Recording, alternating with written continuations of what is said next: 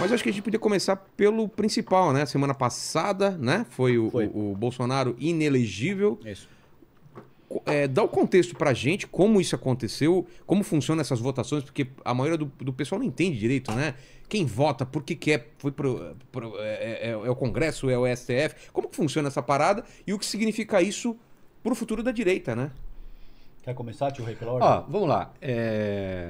O Bolsonaro, ele foi julgado por um tribunal eleitoral.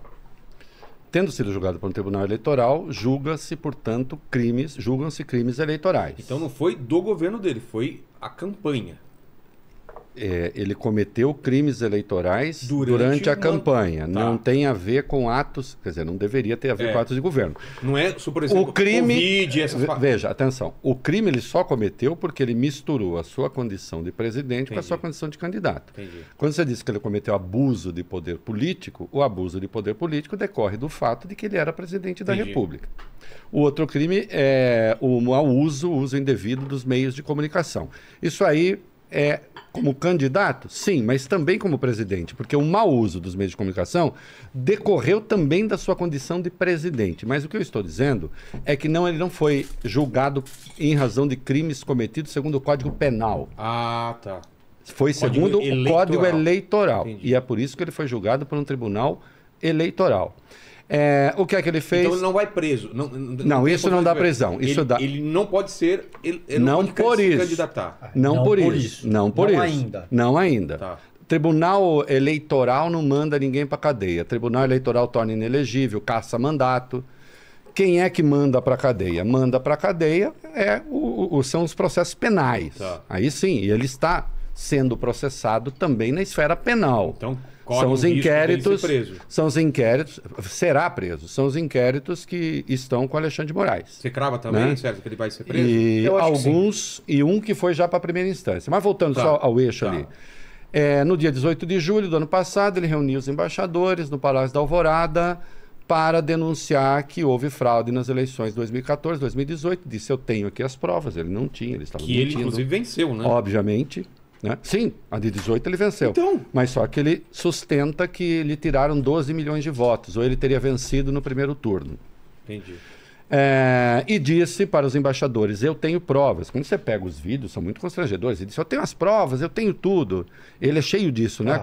Como ele disse outro dia, eu li a bula e vi que tem grafeno na vacina. Que se acumula no testículo. Ele disse, eu li a bula. Não leu, porque esse tipo de coisa não está lá. Ele é capaz disso. Achismos. E aí, a acusação que ele recebeu foi de abuso de poder político.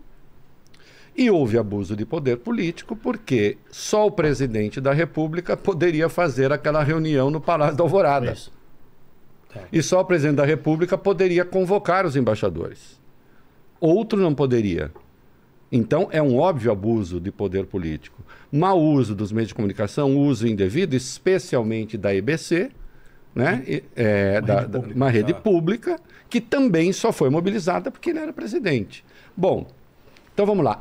Os crimes do Código Eleitoral que estão lá caracterizados, entre eles tem abuso de poder político e uso impróprio dos meios de comunicação. Então, ele cometeu isso, do ponto de vista da infração eleitoral.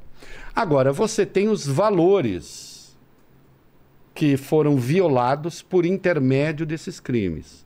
Os valores violados por intermédio desses crimes são valores assegurados pela Constituição. Obviamente, ele atacou o sistema eleitoral, ele atacou o poder, uma instância do Poder Judiciário, porque a Justiça Eleitoral é uma instância do Poder Judiciário, sem ter prova nenhuma, porque ele não tinha prova nenhuma, e pôs em risco o processo eleitoral. Para quê? Para se beneficiar? Sim, para se beneficiar. E aí você está incorrendo num crime. E aí é crime. Artigo 359, tem uma jeito. série de coisas que está tipificado. Está tipificado. Não é que eu acho ou deixo de achar. Está tipificado. Então, aí ele foi condenado por 5-2 e nós cumpre falar dos votos divergentes, né? O Raul Araújo, um dos ministros que votou, foi o voto mais exótico que eu já vi. Por quê? O voto dele é pior do que o do Nunes Marques, porque ele disse assim, sim, houve crime, eu reconheço. Mas os crimes não tiveram consequência. Eu nunca vi isso. Por esse princípio... Tentei matar uma pessoa, mas eu errei o tiro. Não, por esse princípio, o cara que botou a bomba lá em Brasília que não explodiu, Não deveria ser imputado com qualquer responsabilidade. mas não explodiu, É. não houve consequência. Ele diz isso. A Sim. justiça eleitoral foi capaz Foi de alguma capaz forma... de resistir. Exato. É uma insanidade. E houve o outro que simplesmente não viu crime nenhum. Ele achou que está dentro da liberdade de expressão. Nunes Marques. Foi mais Nunes coerente, Marques. pelo menos, O dentro Nunes do Marques. pensamento Dentro dele. do absurdo, sim, porque obviamente é um crime E flagrante. por que só agora? Por que demorou tanto? Não Se demorou for- tanto, demorou É muito normal pouco. isso? Não, mas não demorou tanto, demorou muito pouco, É? na verdade. Eles estão acusando até de excesso de rapidez. Porque essa denúncia foi feita logo quando ele fez isso, que foi em julho, e aí passou a tramitar. Mas tem um termo normal de tramitação. Entendi. isso É mesmo. normal, então, É isso normal. Aí você fala assim, mas se o Bolsonaro tivesse sido eleito, será que a justiça É. teria tomado essa decisão? Bom, E meu aí? filho, eu conto a história que houve, eu não conto a história que não houve. Né? A história, o C e C e C, né? Aí, meu filho, aí pode ser qualquer coisa. E seguramente existe uma dimensão política no que envolve autoridades, chefes de Estado. Veja, se você conversar com juristas, o Reinaldo conhece isso muito bem, ele tem vários amigos juristas que são ali a fina flor do direito nacional. Se você conversar com um cara mais ortodoxo, Vilela, ele gosta de te dizer que a justiça é cega, que existe uma certa atuação isonômica e esse tipo de coisa. Agora, todo mundo sabe que no que diz respeito a autoridades, chefes de Estado, existe uma dimensão política nesse tipo de julgamento. Então, quando as pessoas te dizem, o julgamento é político e, portanto, ele foi imparcial. Não, isso é outra coisa. Todo julgamento, sobretudo no que diz respeito a autoridades e chefes de Estado, tem um viés político, entende? Dependendo do humor, porque a tua pergunta é, se ele tivesse vencido, talvez isso não tivesse acontecido?